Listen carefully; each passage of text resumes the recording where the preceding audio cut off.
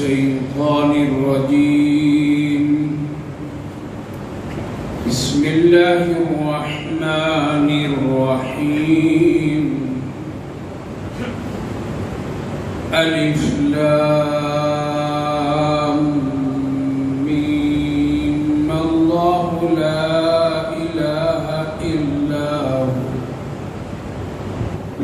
إله إلا هو الحي القيوم نزل عليك الكتاب بالحق مصدقا لما بين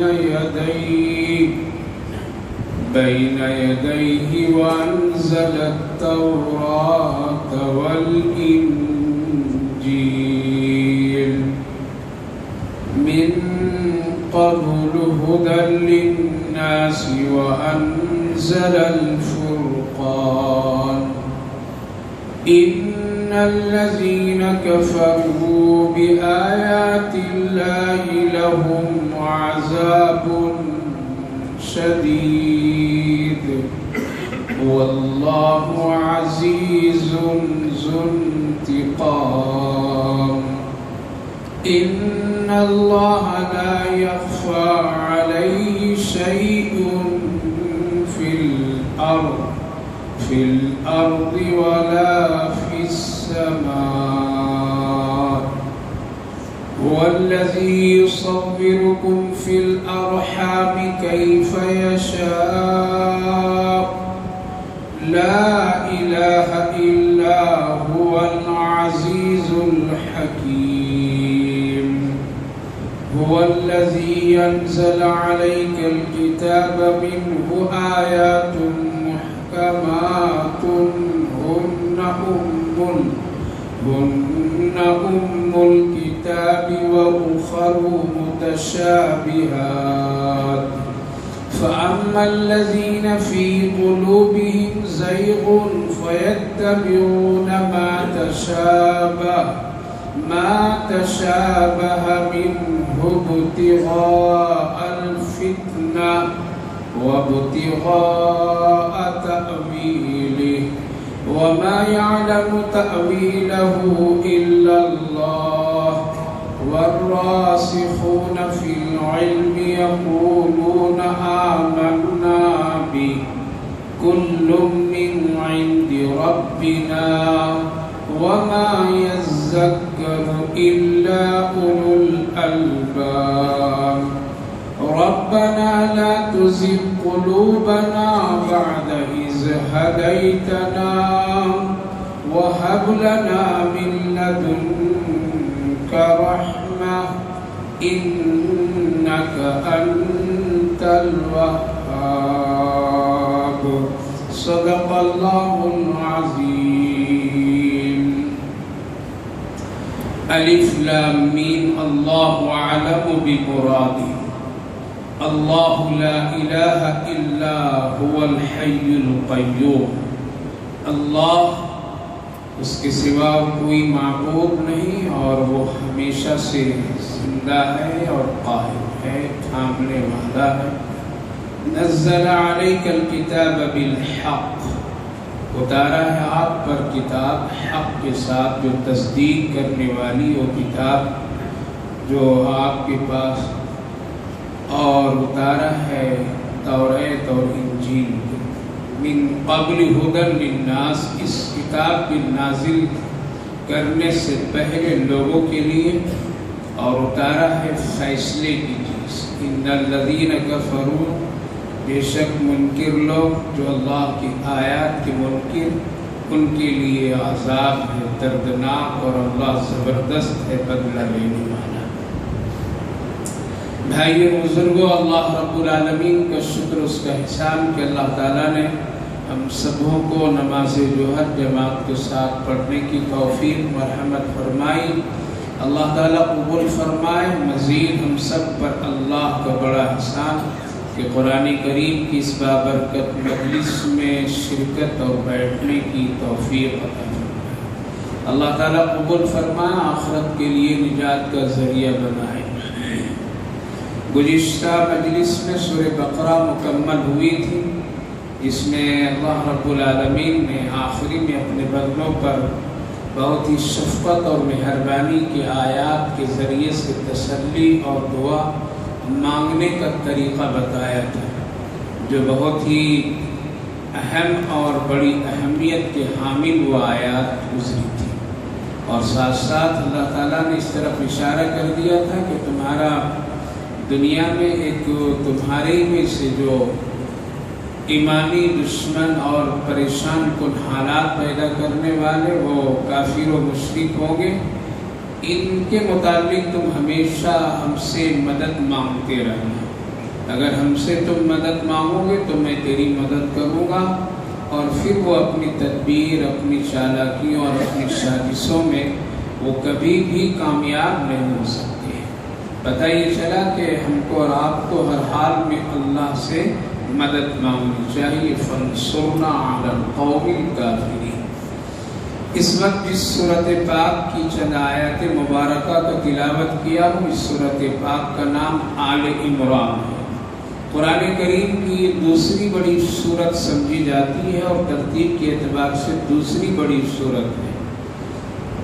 آل عمران ایک نیک شخص کے نام سے اس سورۃ پاک کا نام رکھا گیا ہے اور منسوب ہے، اور یہ حضرت مریم کے والد محترم کا نام ہے، اور ان کے پورے خاندان کو ملا کر کے آل عمران کہتے ہیں۔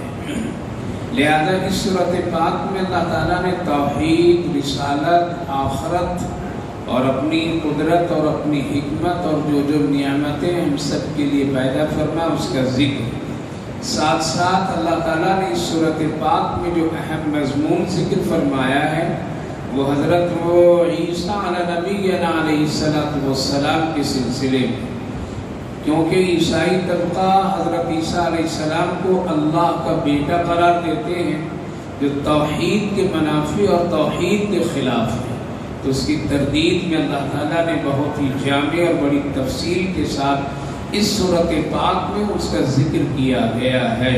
لہذا اس سورۃ پاک کا نام اسی لیے سورہ آل عمران اللہ نے رکھا ہے۔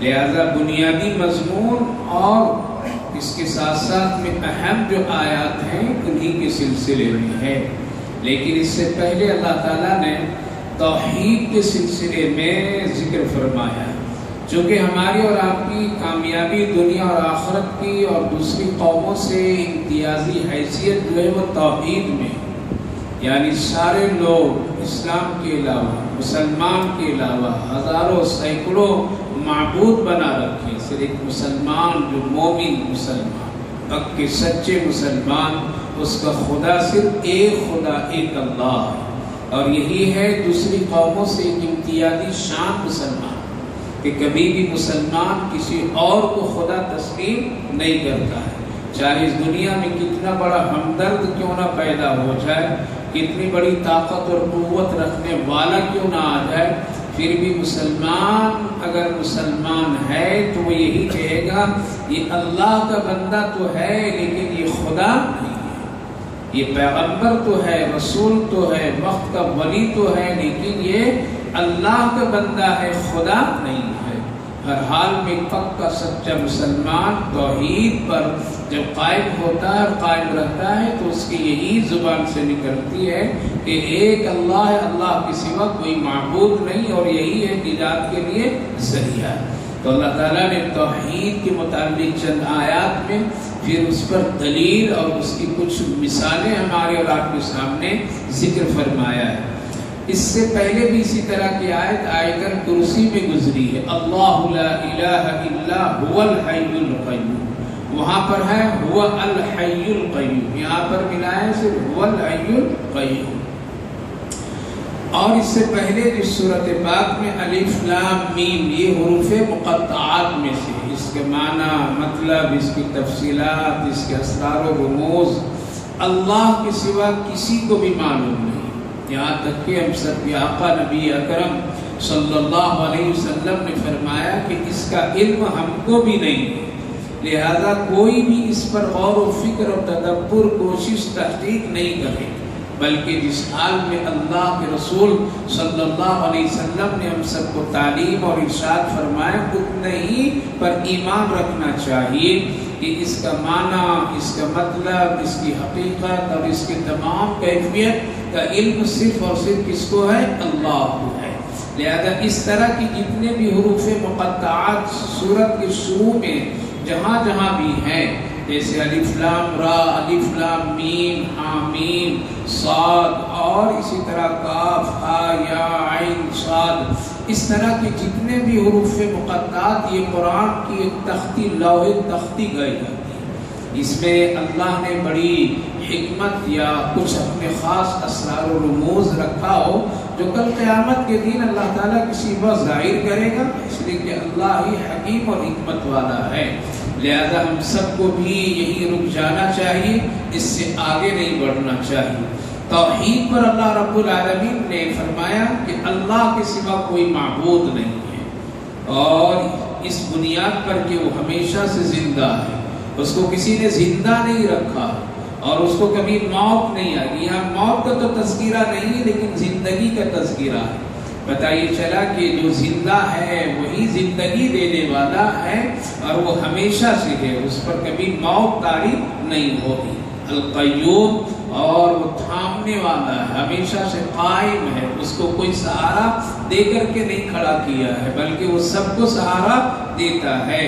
اسی لیے دو جملے بڑی بابرکت ہے۔ اس سے پہلے بھی میں نے وظیفے کے طور پر میں آپ سبھی حضرات کے سامنے ذکر کیا تھا کہ الحی القیوم کا وظیفہ پڑھا کیجئے۔ یہ اللہ کی شان اور اس کی قدرت اور اس کی بڑائی اور تعریف کے کلمات ہے۔ اس سے اللہ تعالیٰ بہت خوش ہوتا ہے، دعائیں قبول ہوتی ہے، اللہ کی خاص رحمتیں اس پر نازل ہوتی ہے۔ نبی اکرم صلی اللہ علیہ وسلم غزوہ بدر میں اسی جملے کو اور یہی الفاظ الحی القیوم کے وظیفے کو پڑھتے رہے تھے جب تک کہ فرشتوں کی آمد کا وعدہ اللہ رب العالمین نے نہیں کیا، اور بشارتیں جب تک کہ آپ نے نہیں سنی اس وقت تک کہ آپ پڑھتے رہے، اے اللہ تو ہی زندگی دینے والا ہے، تو ہی کمزوروں کو تھامنے والا ہے، تو ہی ظالموں سے کمزوروں کو بچانے والا ہے، آپ قیوم ہیں، لہذا یہ وظیفہ پڑھا کیجیے۔ آج ہم لوگ ہزاروں قسم کی باتیں اور ہزاروں قسم کے ادھر ادھر کی کیفیتیں پیدا کر لیتے، لیکن وظیفے خاص جو قرآن سے ثابت ہے اس کو نہیں پڑھ پاتے۔ پڑھا کیجیے، روزانہ صبح صبح کم سے کم 100 مرتبہ اس کو پڑھ لینا چاہیے۔ اللہ فرمایا کہ اللہ کے سوا کوئی معبود نہیں، یہی تو توحید ہے۔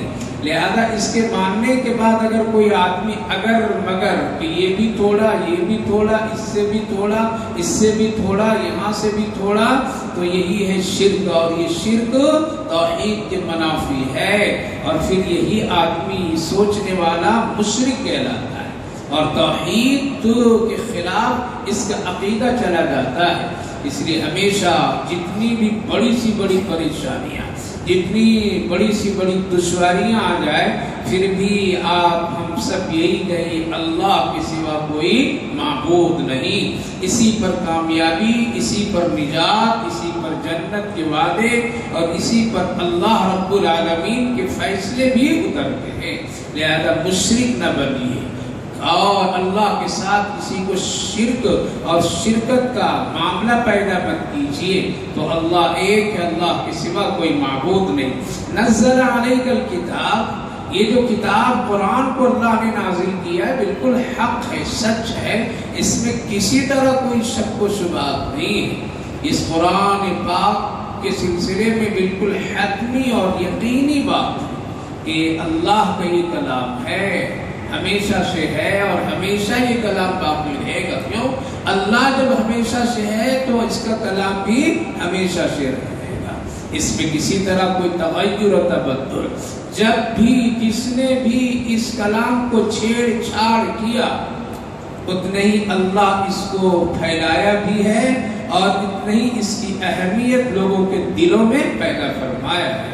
لہذا کبھی مایوس نہیں ہونا چاہیے کہ کوئی قرآن جلا دے رہا ہے، کوئی قرآن پھینک رہا ہے، وہ قرآن ٹکڑے ٹکڑے کر رہا ہے، وہ قرآن پر پابندی لگانے کی کوشش کر رہا ہے، شاید کہ قرآن مٹ جائے گا، ختم ہو جائے گا، نہیں، اس سے زیادہ اللہ رب العالمین اور قرآن کی اہمیت کو بڑھا دیتا ہے۔ اس لیے میرے بھائی بزرگوں، یہ اللہ کا کلام ہے، اس کی حفاظت کی ذمہ داری اللہ نے خود لے رکھی ہے۔ ہمارا اور آپ کا کام صرف یہ، اس کی تلاوت کیجئے، اس کو پڑھیے، اس کو پھیلائیے اور اس کے حفظ کیجئے، اس پر عمل کیجئے، اس کے قانون کو قانون حق سمجھیے، اس میں کسی طرح سے رد و بدل نہ کیجئے، اس کی بے ادبی نہ کیجئے، اس کی گستاخی نہ کیجئے۔ یہ سب ہم سب کا کام ہے، باقی حفاظت کرنے والا اللہ ہے۔ اس لیے کبھی بھی مایوس نہیں ہونا چاہیے، بلکہ قرآن یہ اللہ کا کلام ہے۔ آج سے بھی زیادہ پہلے کے لوگوں نے اس سے دشمنی کر کے چلے گئے، لیکن پھر بھی قرآن زندہ ہے اور زندہ رہے گا۔ اس کے پڑھنے والے پڑھانے والے بھی ہمیشہ زندہ رہیں گے اور ہیں اور رہیں گے، کبھی کوئی اس کو مٹا نہیں سکتا ہے۔ اس قرآن کی خاص بات یہ کہ اس قرآن کریم میں صرف نماز، روزہ، حج، زکوٰۃ یا مسلمانوں ہی کے بارے میں نہیں، بلکہ تورات، زبور، انجیل، جتنی بھی آسمانی کتاب ہے اس کے متعلق بھی اس قرآن کریم میں ذکر ہے، اور یہ قرآن ہی کے ذریعے سے ہم لوگ اس کتاب کو بھی جانتے ہیں کہ انجیل بھی ایک آسمانی کتاب تھی، تورات، زبور، انجیل یہ سب آسمانی کتاب اللہ کی کتاب ہے، لہذا یہ تصدیق کرنے والی من قبل ھدی للناس وانزل الفرقان، اور اللہ نے فیصلے اتارے۔ فرقان کے مطلب دو معنی علماء مفسرین لکھتے ہیں، ایک لکھتے ہیں کہ فرقان قرآن کا دوسرا نام ہے، کیا ہے؟ شہر رمضان الذی انزل فیہ القرآن ھدی للناس، وہاں بھی قرآن اور فرقان دونوں کو اللہ نے ذکر کیا ہے۔ تو قرآن ہی کا نام کیا ہے؟ دو ہے، ایک قرآن ایک فرقان۔ بعض علماء مفسرین فرماتے ہیں فرقان کا مطلب یہ ہے کہ اس میں جو باتیں، جو قانون، جو مسئلے ہیں وہ فرق کر دینے والے ہیں، دودھ کا دودھ، پانی کا پانی کر دینے والا، کہیں کسی کی طرف اکیلا جھکاؤ نہیں، دیکھ دکھاؤ نہیں، بلکہ بالکل حق کا فیصلہ قرآن کے ذریعے سے ہے اور کیا جاتا ہے، اس لیے اس کا نام فرقان رکھا گیا ہے۔ تو اللہ نے فرمایا ہم نے فرقان بھی نازل کیا، یعنی فیصلے کی باتیں اور فیصلے اور حق کی باتیں بھی میں نے اتار دی ہے۔ ان الذین کفروا، اس کے باوجود بھی منکرین اس کو انکار کر دیتے ہیں، ان کے لیے دردناک عذاب ہے، اور اللہ فرمایا میں بڑی طاقت والا زبردست ہوں۔ یہ تو توحید کی بات ہوئی کہ اللہ رب العالمین کیا ہے اور کیا کیا، اس پر کچھ خاص دلیل، اللہ کی کچھ خاص قدرت۔ ان اللہ لا یخفی علیہ شیء فی الارض ولا فی السماء، جس اللہ کی بات کی جا رہی کہ وہ ایک ہے، اکیلا ہے، اس کے ساتھ کوئی شریک نہیں، وہ اللہ جس کے بارے میں تم یہ عقیدہ اور گمان رکھتے ہو کہ وہ حی قیوم ہے، ہمیشہ سے ہے، ہمیشہ رہنے والا، قائم ہے، وہ کیا ہے کہ تمہاری ہر ایک چھپی ہوئی بات، زمین و آسمان کی چھپی ہوئی باتیں سب کچھ اللہ جانتا ہے، یعنی تمہارے دل میں جو کچھ ہے وہ اللہ کو معلوم ہے، زمین و آسمان کے اندر جتنی بھی چیزیں ہیں وہ سب اللہ کو معلوم ہے، اللہ سے کوئی چیز پوشیدہ نہیں ہے۔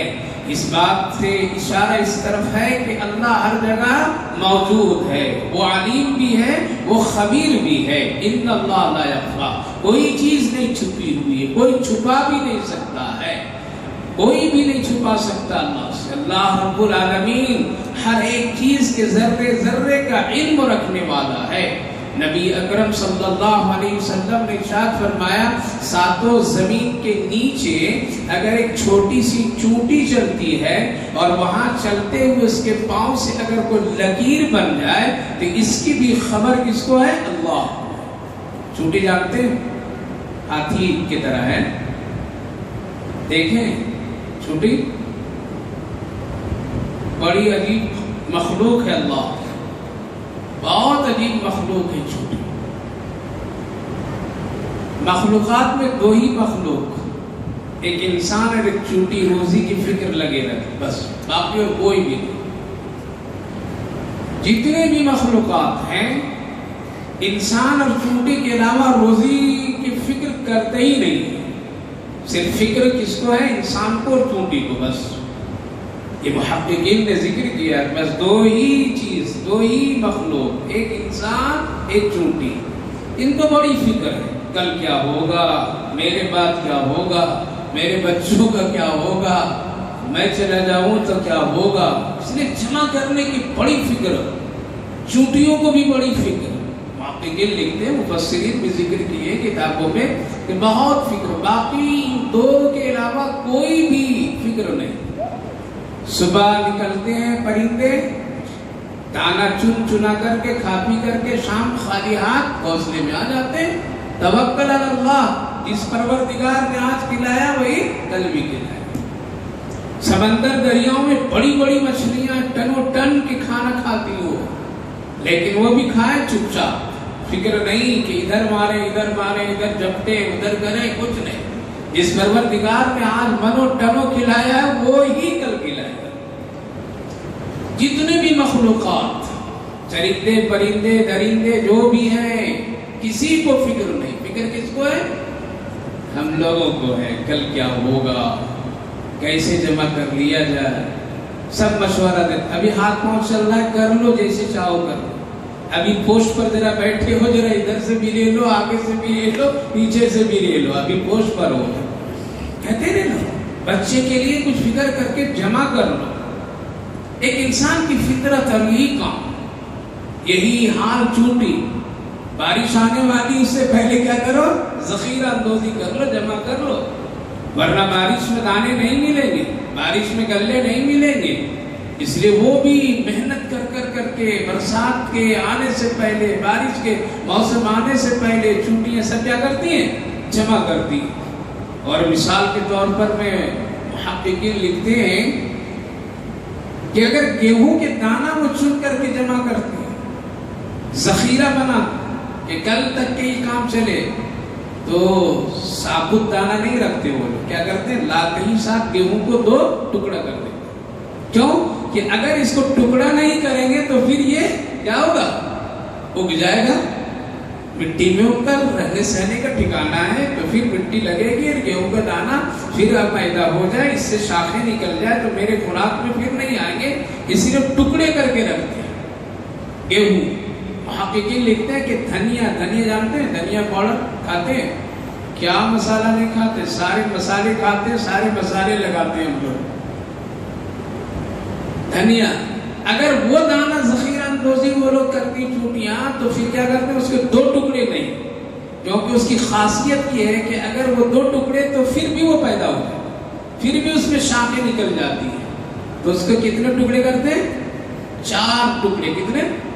جب 4 ٹکڑے کر دیتے ہیں تو پھر اس میں شاخ نہیں نکل سکتی، یہ پھوٹ نہیں سکتے، اس لحاظ سے کوئی چیز پیدا نہیں ہو سکتی ہے. تو اتنا کام وہ کر کے ذخیرہ اندوزی کر کے رکھتے ہیں تاکہ بارش کے موقع پہ یا اور کبھی ہمارے لیے کوئی مشکل نہ ہو. یہ کس نے پڑھایا؟ آپ کے یہاں کوئی انتظام ہے چھٹیوں کا یہ پڑھانے کا؟ یہ دماغ کس نے دیا؟ اس کا اسکول ہے؟ وہ کہیں گیا کالج تو اس کو پڑھانے والے ہیں؟ کوئی مدرسہ ہے، کوئی معتمم ہے، کوئی مفسر ہے اس کو سمجھانے والا؟ یہ کون کر رہا ہے؟ یہ عقل، یہ دماغ، یہ علم اللہ نے اس کو دیا ہے. اللہ نے اس کو دیا ہے. تو میرے بھائی بزرگوں یہ کرنا ہے کہ اللہ اتنی گہرائی کا بھی علم دیتا ہے اور علم رکھتا بھی ہے. ان اللہ لا یخفا، اس سے کوئی چیز چھپی نہیں ہے، نہ کوئی چھپا سکتا ہے. اس لیے گناہ کرنے سے پہلے اگر ہم اور آپ کہتے ہیں ذرا ٹھیک سے دیکھو دیوار کے پیچھے کوئی تو نہیں ہے. ہاں اگر دیوار کے کام نہیں ہے تو فرشتے کے ہاتھ میں قلم ہے، وہ لکھ رہا ہے. اللہ دیکھ رہا ہے، اللہ سن بھی رہا ہے. اس لیے میرے بھائیو بزرگوں، سب سے چھپا لیجئے لیکن اللہ سے نہیں چھپا سکتے. اللہ صاف فرمایا، توحید، اللہ کی قدرت، اللہ کی شان اگر وہ بھول جائے، وہ علم نہ رکھے تو ہم اور آپ سو کر کے اٹھ نہیں سکتے. ہم کو اللہ سلاتا بھی ہے، وقت پر اٹھا بھی دیتا ہے. ان اللہ لا یخفی علیہ شیء فی الارض ولا فی السماء، جتنی بھی چیزیں زمین و آسمان میں ہے، چاہے انسان کی شکل میں ہو یا مخلوقات کی شکل میں ہو، چرندے پرندے درندے کی شکلوں میں ہو، کوئی بھی کہاں بھی ہو، سب کا علم، سب کی خبر، سب کے بارے میں اللہ جاننے والا ہے، اس سے کوئی چیز پوشیدہ نہیں ہے۔ یہی ہے توحید اور یہ اللہ کی قدرت اور شان۔ آگے ایک اور مثال دیا، والذی یصورکم فی الارحام کیف یشاء، وہ اللہ جس کو تم اللہ کہتے ہو، وہ اللہ جو حی قیوم ہے، وہ اللہ جو اکیلا ہے، اس کے ساتھ میں کوئی اور نہیں ہے، اس کی قدرت دیکھو سمجھو، وہ تمہارے ماں کے پیٹ میں تمہاری تصویر بنا دیتا ہے۔ کیا بناتا ہے؟ ماں کے پیٹ میں تصویر۔ والذی یصورکم، تمہاری شکلیں بناتا ہے، باہر لا کر کے نہیں بناتا ہے، ماں کے پیٹ میں بناتا ہے۔ وہاں کوئی مشین نہیں ہے، وہاں کوئی کاریگر نہیں ہے، وہاں کوئی چھاٹ پاٹ کرنے والا نہیں ہے، وہاں ماں باپ کا بھی کوئی دخل نہیں ہے، وہاں رشتہ دار خاندان کی بھی دخل نہیں ہے۔ وہ اللہ جو حی اور قیوم ہے، جو اکیلا ہے، واحد ہے، اس کے ساتھ کوئی شریک نہیں ہے۔ اس کی ایک مثال، اس کی قدرت کی ایک مثال یہ ہے کہ وہ ماں کے پیٹ میں، رحم میں انسانوں کی یعنی تمہاری تصویر، شکلیں بناتا ہے۔ کیسے؟ کیف یشاء، وہ جیسا چاہتا ہے ویسا بنا دیتا ہے۔ ماں باپ اگر چاہیں کہ نہیں چاند کے جیسا ٹکڑا لائے، نہیں لا سکتے، اللہ جیسا چاہے، اللہ جیسا چاہے شکلیں بنا دے، اندھا بھی بنا دے، کانا بھی بنا دے، چھوٹا موٹا بھی بنا دے، کالا گورا بنا دے، خوبصورت حسین بنا دے۔ کیف یشاء، کیف یشاء میں مفسرین نے بڑی عجیب و غریب بات لکھی کہ کبھی کبھی ایک شکل کے انسان نظر آتے نہیں نظر آتے، ایک ہی باپ کی کئی اولاد لیکن ایک شکل، کہیں نہ کہیں کچھ اس میں فرق اللہ رکھا ہے۔ اگر ایک ہی شکل رہ جائے سب کی تو مسئلہ بگڑ جائے گا، پریشانیاں آئیں گی۔ کوئی بڑے بھائی کو قرضہ دیا ہے، شکل نہ سمجھ میں آئے گی، چھوٹے بھائی سے مانگ لے گا، چھوٹے جوتے مارنے کے لیے تیار ہوگا، دیا ہے کس کو، مانگ رہا کس سے، جھگڑے ہوں گے، نا اتفاقیاں ہوگی، گھر میں بہت سارے مسائل پیدا ہو جائیں گے، معاشرے میں مسائل پیدا ہوں گے۔ اس لیے اللہ ایک باپ کی اولاد کی شکل میں بھی کچھ نہ کچھ فرق رکھا ہے، ایک طرح نہیں ہوتے، بالکل کچھ نہ کچھ فرق ہے، اس کی چال میں، اس کی بات میں، اس کے انداز میں، اس کے رہن سہن میں کچھ نہ کچھ فرق رکھا ہے۔ اگر فرق نہ رکھے تو بڑی دشواریاں ہوتی، بڑی پریشانیاں آتی۔ اسی لیے اللہ اپنی قدرت سے شکلوں کو بدل دیتا ہے، شکلوں کو بدل دیتا ہے۔ حضرت امام ابو حنیفہ علیہ الرحمہ کے زمانے میں دو بہنیں ہم شکل تھیں، اور خوب کیا جائے تب وہ شکل سمجھ میں آتی تھی، نہیں تو نہیں۔ اتفاق سے دونوں کا نکاح ایک ہی مجلس میں، دونوں کے نکاح ایک ہی مجلس میں۔ رخصتی کے وقت میں کیا ہوا؟ بدل گئی دلہن، جس کے ساتھ جس کا نکاح پڑھایا گیا تھا، نکاح ہوا تھا، اس کے ساتھ لوگ رخصت نہیں کیے بلکہ بدل گئی، اس کا اس کے ساتھ، اس کا اس کے ساتھ، شکل نہیں پر ہنگامی حالات میں دونوں رخصت ہو کر کے سسرال چلی گئی، رات بھی گزار لی۔ اب وہاں راز کھلا، نام سے پتہ چلا کہ ایسا ایسا ہے، نکاح تو اس کا ان کے ساتھ میں ہوا تھا، ان کا ان کے ساتھ میں ہوا تھا، لیکن دلہن بدل گئی، اب کیا ہوگا؟ اور دونوں کی ملاقاتیں، دونوں کا وقت بھی گزر گئے، شوہر بیوی کے تعلقات بھی قائم ہو گئے، بہت مسئلہ پیش آیا کہ اب کیا ہوگا؟ نکاح جس کے ساتھ اس کی بیوی ہونی چاہیے تو بدل گئے، تو پھر تو گناہ کا کام ہو گیا، بڑی پریشانی۔ علماء کرام نے بہت سارے مسئلے بتائے، اسی نے کہا کہ حرام کاری ہو گئی، زنا کاری ہو گئی، اب یہ ہو گیا، وہ ہو گیا، اب نکاح ہی ختم نہیں، اب اس کا ایسا ہوگا ویسا ہوگا۔ حضرت امام ابو حنیفہ علیہ الرحمہ کی خدمت میں لوگ پہنچے کہ یہ مسئلہ آ گیا، آپ کیا بتائیں؟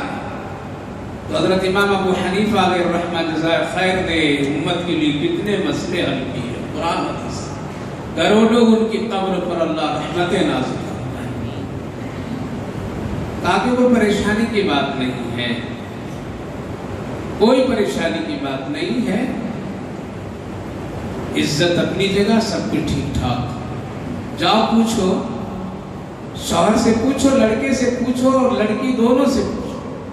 اگر یہ دونوں آپس میں اب راضی ہیں، جن کے ساتھ جن کی رات گزری ہے اور جن کے ساتھ میں رخصت ہوئے، اگر یہ دونوں آپس میں راضی ہیں تو ان کو انہی کے ساتھ میں شوہر بیوی کی حیثیت سے رہنے دو. اگر یہ بھی راضی ہے تو ان کو ان کے ساتھ میں رہنے دو، یہ راضی ہے تو ان کے ساتھ میں رہنے دو. الگ کرنے کی ضرورت نہیں ہے. اور اگر الگ کرنے کے راضی نہیں ہے تو پھر وہ کیا کریں؟ پھر طلاق ہے، اور پھر طلاق کے بعد میں وہ عدتیں ہیں اور وہ سارے مسائل ہیں جو شریعت کے حکم میں وہ کرنا پڑے گا، اور پھر رخصت نکاح کر کے کرنا پڑے گا. لیکن اگر یہ دونوں اگر راضی ہیں، جہاں جہاں ہیں وہیں راضی ہیں، تو پھر جس کے نام سے جس کے ساتھ نکاح ہوا تھا وہ شوہر اس کو طلاق دے دیں، اور طلاق دے دینے کے بعد میں کیا کریں؟ عدت یہاں گزارنے کی ضرورت نہیں، اس لیے کہ یہ پہلے سے یہاں طے شدہ مسئلہ ہے. لہذا یہ ان کی بیوی ہو جائے گی، بلا کر کے لا میں نکاح پڑھا دیتا. لہذا ایسا ہی ہوا. یہ پریشانی کیوں ہوئی؟ شکل کی وجہ سے. کیا ہو گئی؟ شکل کی وجہ سے. اللہ رب العالمین نے اسی لیے ایک باپ کی اولاد کی بھی شکلوں کو کیا کیا؟ فرق کیا ہے. کیف یشاء، جیسا وہ چاہتا ہے. کسی کو کالا بناتا ہے، کسی کو خوبصورت بناتا ہے، کسی کا رنگ کچھ ہے، کسی کا کچھ ہے، کسی کے آنکھوں کی شکلیں، کسی کے ناک کی شکلیں، کسی کے ہونٹ کی شکلوں کو اللہ بدل دیتا ہے. کیف یشاء. آگے مفسرین علماء کرام لکھتے ہیں کہ شکل کی بڑی حالات عجیب و غریب ہے. کبھی بچہ جب پیدا ہوتا ہے تو ماں باپ کی شکل میں آتا ہے. کبھی بچہ ماں کی شکل اختیار کرتا ہے، کبھی بچہ باپ کی شکل اختیار کرتا ہے. کبھی ایسا ہوتا ہے دونوں کی شکلیں نہیں اختیار کرتا، کسی اور کی شکل اختیار کر لیتا ہے. اور یہ اللہ رب العالمین کرتا ہے یہ سب. کیف یشاء، میں جیسا چاہتا ہوں ایسا کرتا ہوں. لہذا ماں باپ کی شکل پر بھی بچہ نہیں پیدا ہوتا ہے، بلکہ کسی اور کی شکل پر پیدا ہوتا ہے. دادا کے خاندان سے، نانا کے خاندان سے، یا اسی خاندان میں سے کسی خاندان کی شکل لے کر کے اللہ رب العالمین دے کر کے اس کو پیدا کرتا ہے، تاکہ خاندانی ایک شکل بھی لوگوں میں کیا ہے یاد رہے. کبھی ایسا ہوتا ہے. لہذا جب ایسا ہو تو کبھی بھی ماں باپ کو یا دوسروں کو کوئی شک کی نظر سے نہیں سمجھنا چاہیے کہ ماں باپ کتنے اچھے اور بچے کیسے بدصورت آ گیا، ماں باپ کتنے گورے ہیں اور بچے کیسے کالیا آ گئے، ماں باپ کیسے حسین اور خوبصورت ہیں اور بچے کی شکل اور صورت کیسی ایسی آ رہی ہے. کبھی آدمی کو شک اور بدگمان نہیں ہونا چاہیے، بلکہ یہ اللہ کا قدرتی نظام ہے. کبھی ماں باپ کی شکل میں تو کبھی خاندانی شکلوں میں، اور خاندانی میں سے دو شکلیں، نانیاں اور دادیاں. اس پر ایک واقعہ مفسرین لکھتے ہیں کہ ایک شخص بڑا خوبصورت تھا، ماں بھی بڑی خوبصورت، یعنی عورت بھی بڑی خوبصورت، شوہر بیوی دونوں خوبصورت. شوہر کہیں دوسرے ملک میں رہتا تھا. جب ولادت اور بچے کے پیدائش کا وقت آیا تو عورت اپنے میکے میں وہاں وقت گزاری اور وہی بچے کی ولادت ہوئی. لیکن بچہ بڑا کالا رنگ کا، ماں بھی خوبصورت حسین، باپ بھی خوبصورت حسین. بچہ ہے، رنگ اس کا کالا. خاندان والے، ان کے گھر والے لوگ کہا کہ وہ یہ تو بالکل زمین و آسمان کا فرق ہے. کہیں ہمارے داماد کو، ہمارے بہنوئی کو، بھائیوں نے کہا کہ اگر یہ بات معلوم ہو جائے گی، یہ شکل دیکھے گا تو ہو سکتا ہے میری بہن پر کیا کرے گا؟ شک کی نظر ڈال دے گا، اس کے دل میں کہیں شک نہ پیدا ہو جائے. اس لیے زندہ بچے کو کیا کیا ان لوگوں نے؟ قتل کر کے اس کو دفن کر دیا اور خبر دے دی کہ بچہ مردہ پیدا ہوا تھا. خیر ہو گیا، کام ختم. لیکن جب دوسرے کئی سالوں کے بعد پھر یہ نمبر باری آئی اور ولادت کا وقت پھر قریب، تو لوگوں نے خاص کر بلایا کہ اس موقع پر آپ ہی کو رہنا یہاں ہے. لہذا بڑی اہتمام کے ساتھ ان کو بلایا گیا اور چند مہینے ساتھ میں رکھے گئے، اور ولادت کے وقت تو ان کو بالکل حاضر رہنے کا حکم کیا گیا. وہ رہے. اب جب بچہ پیدا ہوا تو پھر وہ بچہ بھی اسی طرح سے، جو بچے کا قتل لوگوں نے کیا تھا اسی طرح سے ہو بہو. اب کیا کرے، زندہ بچہ ہے لیکن ہے آج باپ موجود ہے. باپ دیکھ کر کے کہتا ہے کہ الحمدللہ یہ بچہ میرا، یہ بیٹا میرا، یہ بچہ میرے ابا کی شکل میں پیدا ہوا. اللہ نے مجھ پر بڑا احسان کیا کہ اپنے بیٹے کی شکل دیکھ دیکھ کر کے تو اپنے والد کو تو یاد کروں گا. بہت خوش ہوا، شکر ادا کیا اللہ کا. ہم لوگ کیا ہیں، غالب کو، لڑکی کو، فلاں کو بہت حقیر سمجھتے ہیں. اگر اپنے اندر طاقت تو لے آؤ. اچھا نہیں ہے، ماں باپ میں بھی طاقت نہیں، کسی خاندان میں طاقت نہیں. والذی یصورکم فی الارحام کیف یشاء. اللہ جیسا چاہتا ہے وہ رنگ و روپ میں پیدا کرتا ہے. اسی لیے قدرت کی شان ہے، شکر ادا کرنا چاہیے. وہ شکر ادا کیا کہ الحمدللہ میرا بیٹا جو ہے میرے ابا کے والد کی شکل میں ہے. بہت خوش ہوا. یہ خوشی دیکھ کر کے وہ لوگ پریشان ہوئے کہ یا اللہ ہم لوگ تو قاتل بن گئے. ہم لوگوں نے پہلے بچے کو جو قتل کیا اس کی بھی شکل ایسے ہی تھی. اگر وہ اس وقت یہ دیکھ لیتے تب بھی یہ بڑے خوش ہوتے. ہم لوگوں نے ایک زندہ بچے کو دفن کر دیا، قتل کر دیا. کتنا بڑا مجرم ہے. لوگ رونے لگے اور پھر حالات پورے بتائیں تو بتانے کے بعد یہ کہنے لگے ہو بہو میرے والد کی یہی شکل، یہی رنگ، یہی روح. اس لیے ہمیں کسی طرح سے کوئی دکھ نہیں، کوئی غم نہیں، کوئی فکر نہیں. ہم خوبصورت تو ہیں لیکن هو الذی یصورکم فی الارحام کیف یشاء. اللہ جیسا چاہتا ہے ماں کے پیٹ میں شکلیں بنا دیتا ہے. تو شکل کی یہ تین کیفیت ہوئی. کبھی باپ کے روپ میں بچہ آتا ہے، کبھی ماں کی شکل کے رنگ و روپ میں بچہ آتا ہے، کبھی ان دونوں سے ہٹ کر کے کبھی دادیال کبھی نانیال یا خاندان کے کسی ایک فرد کی جو گزر گئے ہوں ان کی شکل پر اللہ بھیجتا ہے. اس لیے ہمیشہ اللہ کا شکر ادا کرنا چاہیے. اللہ فرمایا تیرا رب وہ ہے جو ماں کے پیٹ میں تمہاری تصویر شکلیں بنا دیتا ہے. وہ الذی، آواز الگ، شکل الگ، رنگ الگ، نگاہ الگ، انداز الگ، ساری چیزیں الگ، تاکہ کسی کو کسی طرح سے دھوکہ نہیں ہو. ایسا کرنے والا کون؟ ایک اللہ ہے. اگر دو چار خدا ہوتے تو پھر آدمی کے لیے بڑی پریشانیاں کھڑی ہوگی. تو اللہ نے فرمایا والذی یصورکم فی الارحام کیف یشاء لا الہ الا هو العزیز الحکیم. کہو کہ اس کے سوا کوئی معبود نہیں. وہی اللہ ہے جو ماں کے پیٹ میں تصویر بناتا ہے. وہی اللہ ہے جو پانی کے قطرے سے خوبصورت انسان پیدا کرتا ہے. وہی اللہ ہے جو اس کی تقدیر اور اس کی ساری چیزوں کو لکھتا ہے. وہی اللہ ہے جو ماں کے پیٹ میں زندہ کئی مہینے تک کے رکھتا ہے. وہ اللہ لا الہ الا ہو، اس کے سوا کوئی معبود نہیں ہے. وہ العزیز الحکیم، وہ زبردست ہے، بڑی حکمت والا ہے. یہ اللہ کی قدرت ہے اور ایک اللہ کی قدرت ہے، دو چار نہیں ہے. اسی لیے اللہ نے توحید کی یہاں ایک مثال اور ہمارے آپ کے سامنے ایک شکل بتا کر کے دی. دوسری آیت والذی انزل. قرآن کریم جو پورا قرآن کریم اس میں دو طرح کی آیت ہے. ایک آیت بالکل واضح ہے، کچھ اس میں سمجھنے اور سمجھانے باریکی کی ضرورت نہیں.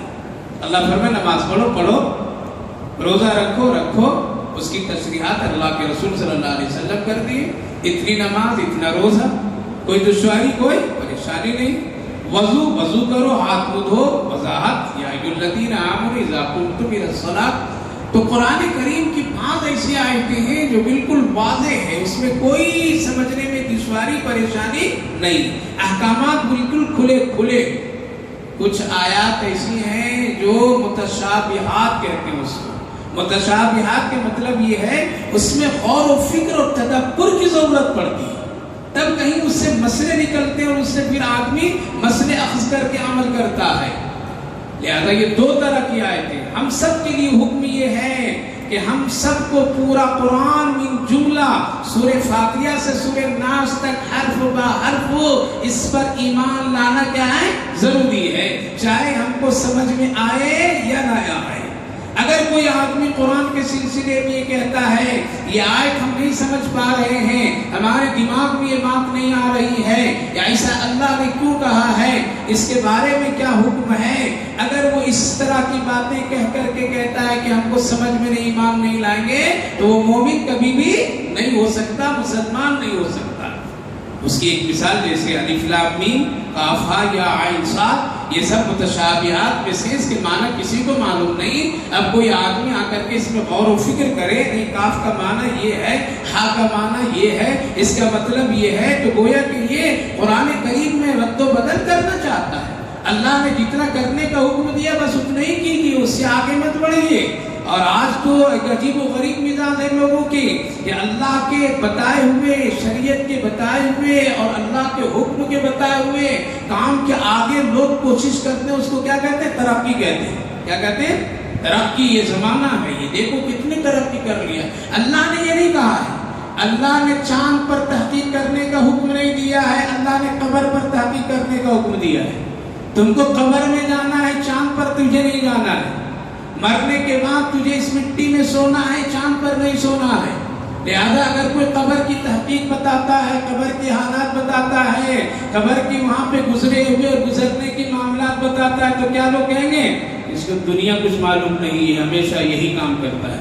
کہیں گے نہیں؟ اور اگر کوئی کہتے ہیں چاند پر یہ ہے، وہاں مٹی ہے، یہاں پانی ہے، وہاں ہوا ہے، اور وہاں سے یہ لے کر کے آ گیا، وہاں وہ چلا گیا، کیا ترقی کر لیا. واہ، مولوی صاحب قبر کے بارے بتا رہے ہیں، آپ ان کو بیوقوف کہیں گے. چاند کے ہمیں کوئی مطلب نہیں. اللہ نے نہیں فرمایا کہ اس کی تحقیق کرو. اللہ نے یہ نہیں فرمایا تم کو یہاں آنا ہے. اللہ نے یہ نہیں فرمایا کہ تم کو یہاں سے مٹی لے جاؤ گے تو نجات کر دوں گا. اللہ نے یہ نہیں فرمایا یہاں تک کہ تم آ کر کے کوئی مسئلے کی تحقیق کر کے میرے بندوں تک کہ تم پہنچاؤ گے تو تم ایمان والے ہو جاؤ گے، جنت تیرے لیے لکھ دوں گا. نہیں، بلکہ اللہ نے فرمایا قبر کی تحقیق کرو. یہ 3 سوال ہیں، ان 3 سوالوں کی تیاری کرو، اس کے بارے میں تجھے. لہذا قبر کی تحقیق چھوڑ دیا لوگوں نے، قبر کی رات بھول گئے لوگوں نے، قبر کی سوالات اور جوابات کو لوگ بھول گئے اور لگ گئے اوپر اوپر اوپر. ارے وہاں تو بغیر بلائے چلے جائیں گے. اس وقت تحقیق کر لیجئے گا کہ چاند کیا ہے، سورج کیا ہے. اس وقت میں دیکھ لیجئے گا کہ چاند کتنے دور سے نظر آ رہے ہیں اور سورج کتنے دور سے نظر آ رہے ہیں. اور اگر نہیں تو پھر قبر میں آگ، انگارے، سانپ، بچھو تب پتہ چلے گا کہ یہ تحقیقات کیا ہے. اس لیے اللہ نے جتنی عبادت کرنے کا حکم دیا اتنا ہی کیجئے، جتنا غور و فکر کرنے کا حکم دیا اتنا ہی کیجئے، جتنا روزی روٹی کمانے کھانے کا حکم دیا ہے حلال طریقے سے اتنا ہی کیجئے. آگے مت طوفان مچائیے. آج پوری دنیا طوفان مچا رہی ہے. کیا کر رہی ہے؟ طوفان مچا رہی ہے، اور اس کا حاصل کچھ بھی نہیں ہے. لہذا تدبر اور غور و فکر قبر پہ کرو، سوال و جواب پر کرو. وہ 3 سوال کیا ہوں گے، اس کے جواب ہم تیار کر رہے ہیں نہیں کر رہے ہیں. میرے بھائی بزرگ ہو، اس لیے قرآن کریم کی ایسی آیات کریمہ ہے جس پر ہم کو اور آپ کو تحقیق کرنے کا حکم نہیں دیا گیا ہے، بلکہ بس اس پر ایمان رکھیے. تو اللہ تعالیٰ فرمایا کچھ ایسی آیتیں ہیں جو بالکل واضح ہیں اور یہ ام الکتاب ہے، اور کچھ آیتیں ایسی ہیں جس کے سمجھنے کی ضرورت ہے. یہ اہل علم پر چھوڑ دو. کس پر چھوڑو؟ اہل علم پر چھوڑ دو. اس سے پتہ چلا ہر ایک آدمی تفسیر نہیں کر سکتا ہے، ہر ایک آدمی قرآن کا ترجمہ نہیں کر سکتا ہے، ہر ایک آدمی قرآن کا معنی بھی لے کر کے بیٹھ کر کے درس نہیں دے سکتا ہے. یہ بڑی ذمہ داری کی بات ہے. آج ہر ایرے گہرے اٹھاتے ہیں قرآن کریم اور درس شروع کر دیتے ہیں، معنی مطلب بتلانے لگتے ہیں. یہ گمراہی اور فتنہ ہے.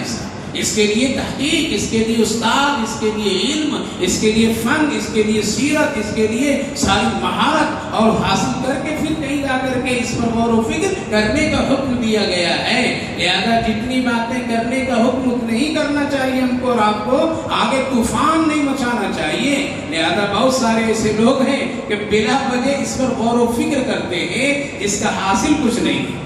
مثلا ایک فرقہ، اس سے پوچھا گیا کہ، اور وہ کہا کہ قرآن کے بارے میں مجھے سب کچھ معلوم ہے اور میں جانتا ہوں یہ حروف مقطعات جتنے ہیں ان کے سب معنی مجھے معلوم ہے. کون کہتا ہے کہ نہیں معنی معلوم ہے؟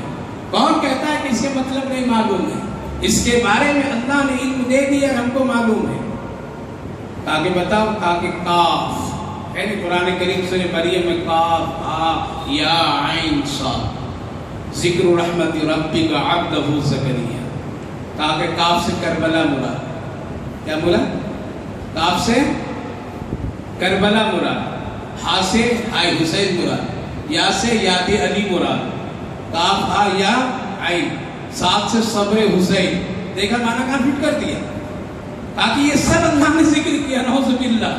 حالانکہ یہ سب کچھ بھی نہیں، کچھ بھی نہیں. یہ ایسا ہے کہ جیسے لوگ اپنے سے کوئی معنی کر لے. تو میرے بھائی بزرگوں، کہنے کے مطلب ہے ہم پر اللہ نے بوجھ نہیں ڈالا ہے. پہلے آیت گزری ہے نا، لا یکلف اللہ نفسا الا وسعها. ہم تم کو اتنے ہی کہتے ہیں کرنے کے لیے جتنی تمہاری طاقت ہے، اس سے آگے مت بڑھیے. اس لیے تحقیق ہم اور آپ، غور و فکر ہم اور آپ اپنے اعمال پر کیجیے، نہ کہ ان چیزوں پر. قرآن پر من جملہ ہم اور آپ ایمان رکھیے کہ اللہ کا یہ کلام ہے، حرف با حرف صحیح ہے، اس میں کسی طرح کوئی شک و شبہات نہیں ہے. جس طرح اللہ کی ذات پاک صاف ہے، اسی طرح قرآن بھی پاک صاف ہے. جس طرح اللہ کی ذات پر شک نہیں ہے، اسی طرح اللہ کے کلام پر بھی شک نہیں ہے. بس اتنا ہم کو اور آپ کو کرنا ہے. کوشش ہمارا اور آپ کا کرنے کا کام ہے، باقی حفاظت اللہ کا کام ہے. ہم کوشش بھی چھوڑ دیں، ہم عمل بھی چھوڑ دیں اور کہیں کہ نہیں اللہ فرشتے اتار دیں گے اور وہ حفاظت کریں گے تو مشکل ہے. ایک بڑے بزرگ محقق فقیہ جو صرف اس لیے قرآن کے ایک مسئلے کے لیے ان کو پٹائی ہوتی تھی اور ان کو قید خانے میں بند کر دیا جاتا تھا، اور اتنی مار، اتنی پٹائی، اتنی سختی کی جاتی تھی. اللہ اکبر. ہم اور آپ ہوتے تو سب کچھ حوالے کر دیتے، میں قرآن کی لے جاؤ، سب لے جاؤ، ہم کو بچنے دو. لیکن وہ محقق، اللہ اکبر، وہ محدث مفسر پٹائی کھاتے تھے لیکن قرآن کے مسئلے کو ذرہ برابر بھی ادھر سے ادھر نہیں ہونے دیتے، اور کوئی بڑا مسئلہ بھی نہیں تھا. صرف یہ اللہ کا کلام ہے، یہ اللہ کی مخلوق ہے. اس وقت اگر ہم کہہ دیں کہ یہ اللہ کی مخلوق ہے تو قرآن کی بے حرمتی ہے. مخلوق سب فنا ہونے والی ہے اور اللہ کا کلام فنا ہونے والا نہیں ہے. اس لیے قرب قیامت میں قرآن کو اللہ کیا کرے گا؟ حرف اٹھا لے گا.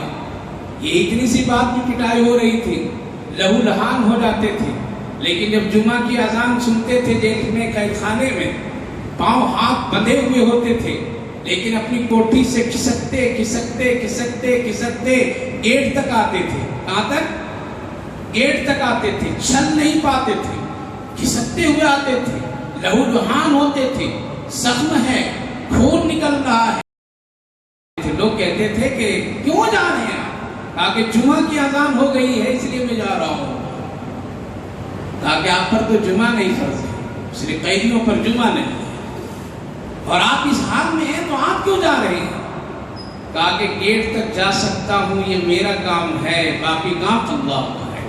کل اگر قیامت کے دن اللہ ہم سے پوچھ لیا کہ تم وہاں تک تو جا سکتے تھے جمعہ کے لیے لیکن تم وہاں تک بھی نہیں گئے، تو پتا چلا کہ تم نے کوتاہی کی ہے. اس لیے ہے لوگوں، میں گھسکتے گھسکتے وہاں تک چلا جاتا ہوں. یہ اتنا تک میری طاقت ہے، اتنی میری طاقت ہے کہ یہاں تک پہنچ جاؤ، باقی کا کام اللہ کا ہے. ہم لوگ تو ٹھاٹ مار کے بیٹھے رہتے ہیں. خطبہ ہو رہا ہے، بیان ہو رہا ہے علماء کا، اذان ہو جاتی تب بھی موبائل ہاتھ سے چھوٹتا نہیں ہے، صوفے پہ بیٹھے رہتے ہیں. اگر گھر کی کوئی خاتون کہتے کہ جاؤ جی اذان ہو گئی، نہیں ابھی مولوی صاحب اپنے بک بک کر رہے ہیں، یہ مسلمانوں کا خیال ہے. آج مسلمانوں کی یہ حالات ہے. اور پھر کہتے ہیں کہ شریعت بدلنے والا، ارے پہلے سے ہم لوگ شریعت بدل کر کے رکھ دیے، پہلے سے ہم لوگ شریعت کی کھنڈار کر کے رکھ دیے ہوئے ہیں، تو آج یہ چیخ و پکار کیوں ہے؟ اس لیے میرے بھائی بزرگوں، جب ہم قدر کرنا چھوڑ دیے تو اللہ ہم سے نعمت کو بھی چھین لیتا ہے. اس لیے کوشش کیجیے، کیا کیجیے؟ عمل کیجیے. جتنا عمل کرنے کا اللہ نے حکم دیا ہے اس سے آگے بڑھنے کی کوشش مت کیجیے. چھلانگ مت لگائیے، طوفان مت مچائیے، بلکہ سیدھی سادھی زندگی، خوبصورت ایمان کے دائرے میں زندگی گزاریے. قرآن کے احکامات، بزرگوں کے واقعات اور حالات کو دیکھ کر کے ایک شریف اور سچا انسان بن کر کے زندگی گزاریے. اسی میں کامیابی ہے. اور قبر کی فکر کیجیے، آسمان کی فکر نہ کیجیے. وہاں کا مالک وہ ہے، یہاں ہم کو اور آپ کو رہنا ہے. آج زمین کھلا رہی ہے، روٹی کھلا رہی ہے، سبزیاں کھلا رہی ہے، فروٹ کھلا رہی ہے، دانے دانے کھلا رہی ہے، قسم قسم کے کپڑے پہنا رہی ہے. زمین پر ہم رونگتے چلے جا رہے ہیں. بڑی سی بڑی عمارتیں کھڑی کر دیتے ہیں، بڑی سی بڑی پیروں سے کچل کر کے ہم لوگ اس زمین سے اپنے سفر کر لیتے ہیں، سب کچھ کرتے ہیں. زمین برداشت کر رہی ہے. زمین روز کہتی ہے آج تم کر لو، کل میری گود میں تم آؤ گے، پتہ لگا تجھے کہ تم کیا کر کے آئے ہو. اگر تم ٹھیک سے نہیں آؤ گے تو آؤ، میرے پیٹ کے اندر کیڑے بھی ہیں، میرے پیٹ کے اندر میں سانپ بچھو بھی پل رہے ہیں، میرے پیٹ کے اندر میں بڑے بڑے اژدہا بھی ہیں، میرے پیٹ کے اندر میں زمین کے اندر میں بڑے خونخوار اللہ کی مخلوقات بھی ہیں، وہ سب تیری قبروں میں آ کر کے تجھ سے حساب لے لیں گے۔ اس لیے میرے بھائی بزرگوں، زمین پر ایک تواضع، ایک اچھے انسان، ایک اچھے مسلمان، ایک بھلا مسلمان، شریعت کا پابند مسلمان بن کر کے زندگی گزاریے۔ اتنے حالات آ رہے پھر بھی فجر میں نمازی نہیں نظر آتے ہیں، اتنے حالات آ رہے ہیں پھر بھی ہمارے ہاتھ میں قرآن پڑھنا نہیں آ رہا ہے، اتنے حالات آ رہے ہیں پھر بھی ہماری شادیاں بڑی عیش و مستی موت کے ساتھ آج بھی ہو رہی ہیں، کوئی فرق نہیں۔ مت کیجئے، اللہ بارش بھی اتارتا ہے، زلزلے بھی دیتا ہے، سب کچھ دیتا ہے، اسی لیے اللہ کی بات کو من اور اس کو مانیے اور اس پر یقین رکھیے، عمل کی دعا کیجئے۔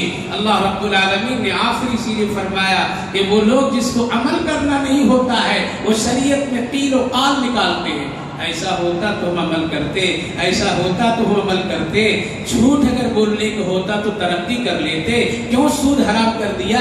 اس کی اجازت ہوتی تو آج غیروں کی طرح ہم بھی آگے بڑھ جاتے، کیوں یہ پردے کی پابندی اللہ نے لگا دی عورتوں پر؟ اگر پردہ نہیں ہوتا تو عورتیں مسلمان بھی کہاں ترقی کر جاتی؟ یہ سب بہانے آج کرتے ہیں وہ لوگ جس کے بارے میں اللہ نے فرمایا ہے ایسے لوگ بہانہ کرتے ہیں، کل اس کا حساب ہے۔ وَمَا يَذَّكَّرُ إِلَّا أُولُو الْأَلْبَابِ۔ آخری دعا کی آیت ہے، یہ دعا پڑھیے، یہ دعا روز پڑھیے، سینکڑوں بار پڑھیے، ہزاروں بار پڑھیے، تب ایمان بچے گا، اور اگر نہیں ایمان بچا تو پھر یاد رکھیے اتنے راستے ٹیڑھے میڑے ہیں اس وقت میں کہ کہیں بھی پھسل سکتے ہیں، کسی بھی گمراہی کے گڑھے میں جا کر کے گر سکتے ہیں، اور گرانے والے لوگ اس وقت تیار ہیں۔ دعا کتنی پیاری ہے، ربنا، پڑھیے، ربنا لا تزغ قلوبنا، اے میرے پروردگار، ہدایت دے دینے کے بعد، ایمان عطا کرنے کے بعد، اے میرے اللہ میرے دل کو بچا کر کے رکھیے، ٹیڑھا میڑھا مت ہونے دیجئے۔ ربنا لا تزغ قلوبنا، ہمارے دل میں ادھر ادھر کی باتیں مت آنے دیجئے، میرے دل کو ادھر ادھر مت بہکنے دیجئے۔ آپ نے قیمتی چیز دے دی ہے، ایمان دیا، نبی کی امت بنایا، مسجد دی، مسجد میں آنے کی توفیق دی، قرآن دیا، اے اللہ یہ سب دینے کے بعد میرے دل کی آپ حفاظت کیجئے۔ ربنا لا تزغ قلوبنا بعد اذ ہدیتنا وہب لنا من لدنک رحمہ، آپ اپنی جانب سے اپنی رحمتیں مجھے عطا کیجئے۔ آپ ہی کی رحمت سے ہم ایمان پر رہ سکتے ہیں، آپ ہی کی رحمت سے ہمارا خاتمہ ایمان پر ہو سکتا ہے، ورنہ اتنی گمراہیاں ہیں کہ بچنا مشکل ہے۔ ربنا وهب لنا من لدنك رحمہ انك انت الوهاب، اے اللہ بے شک آپ عطا کرنے والے، سب سے بہترین عطا کرنے والے۔ وہاب کے مطلب اللہ تو ایسی جگہ سے عطا کر دیتا ہے جہاں بندے کو کوئی سمجھ میں گمان میں بھی نہیں ہے۔ اے اللہ مجھے اپنی خاص رحمتوں میں رکھیے۔ ربنا انك جامع الناس، اے میرے اللہ ایک دن سب کو آپ جمع کر دیں گے میدان محشر میں، وہاں تصویر نکلے گی، فوٹو نکلے گے، چہرے مہرے دکھائی دیں گے۔ قسم خدا کی علماء لکھتے ہیں کہ جو تنہائی میں گناہ تم کرتے ہو، اگر اس کا سیریل اللہ اگر میدان محشر میں چلا دے اور وہ تصویریں دکھا دے، کیمرہ کھول دے، تو لوگ کہیں گے پروردگار بند کر دے، مجھے جہنم میں ڈال دینا، یہ مجھے گوارا ہے، لیکن لوگوں کے سامنے رسوا ہونا گوارا ہے۔ اس لیے اللہ جمع کرے گا، ربنا انک جامع الناس لیوم لا ریب فیہ، قیامت کے دن میں کوئی شک نہیں ہے، میدان محشر میں جمع ہونے میں کوئی شک نہیں ہے۔ ان اللہ لا یخلف المیعاد، اللہ اپنے وعدے کے خلاف نہیں کرتا ہے۔ اس دعا کے بارے میں حضرت ام المومنین عائشہ صدیقہ رضی اللہ عنہ فرماتی ہے کہ رسول اللہ صلی اللہ علیہ وسلم کو بہت کثرت سے یہ دعا پڑھتے ہوئے میں سنا کرتی تھی۔ میں نے پوچھی، یا رسول اللہ آپ اتنی کثرت سے دعا پڑھتے ہیں، اتنی کثرت سے پڑھتے ہیں؟ آپ کا عائشہ، دل کا مالک میں نہیں ہوں، دل کا مالک اللہ ہے۔ کبھی بھی دل بھٹک سکتا ہے، کبھی بھی دل میں گمراہی آ سکتی ہے، کبھی بھی دل میں گناہ پیدا ہو سکتا ہے، بچانے والا اس لیے دل کا مالک اللہ ہے، اللہ ہے۔ اسی لیے دعا بہت پیاری ہے، ہر ایک کو یاد رکھنا چاہیے، پڑھتے رہنا چاہیے، ہر نماز کے بعد اس کا ورد کرنا چاہیے، چلتے پھرتے کرنا چاہیے۔ کبھی گمراہی، گناہ، ضلالت کا خیال آ جائے تو اس وقت فوراً ہی دعا پڑھو، ربنا لا تزغ قلوبنا بعد إذ هديتنا وهب لنا من لدنك رحمة إنك أنت الوهاب. یہ سورہ آل عمران کی آیت ہے اور 8 نمبر کی آیت ہے. یاد ہے؟ یاد رہے گا؟ پڑھیں گے انشاءاللہ. امید تو یہی ہے. پڑھیے. ایمان بچے گا، سب بچ جائے.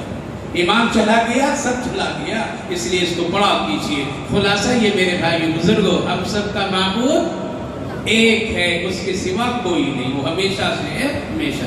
دوسری بات، قرآن حق والی کتاب ہے، اس پہ کسی طرح کوئی شک نہیں. تیسری بات، اللہ ہی نے ہم سب کو پیدا کیا، ہم سب کی شکل صورت اللہ نے بنایا ہے. اس کا شکر ادا کرنا چاہیے کہ اللہ نے جانوروں میں نہیں پیدا کیا، ایک انسان کے روح عطا فرمایا. چوتھی بات یہ ہے کہ قرآن کو الحمد الف لام الحمد سے لے کر کے والناس تک حرف با حرف ہم سب کو ایمان اس پر لانا کہ اللہ کا کلام ہے، اس میں کسی طرح کوئی کجی اور ٹیڑھا پن نہیں ہے. اور سب سے آخری بات، ایمان بڑی قیمتی دولت ہے. دل بہت خوبصورت چیز ہے، اس کو پاک صاف رکھیے اور اس میں ایمان کو بسائے رکھیے. اس کے بسانے کے لیے دعا پڑھا کیجیے. اے اللہ، ہدایت اور ایمان دینے کے بعد میرے ایمان کی بھی، میرے دل کی بھی تو حفاظت فرما. اور تو وہاب ہے. جو آدمی صبح و شام وہاب، الوہاب کیا ہے؟ الوہاب یا وہاب، یا وہاب یا وہاب، یہ وظیفہ پڑھتا ہے. اللہ اس کی روزی میں برکت عطا فرماتا ہے، اس کے تنگی کو ہٹا دیتا ہے، اس کے دل کو سکون کا ذریعہ بنا دیتا ہے، اس کے دل میں غم اور فکر جو ہے اس کو نکال دیتا ہے. یا وہاب پڑھا کیجیے. اللہ ہم سب کو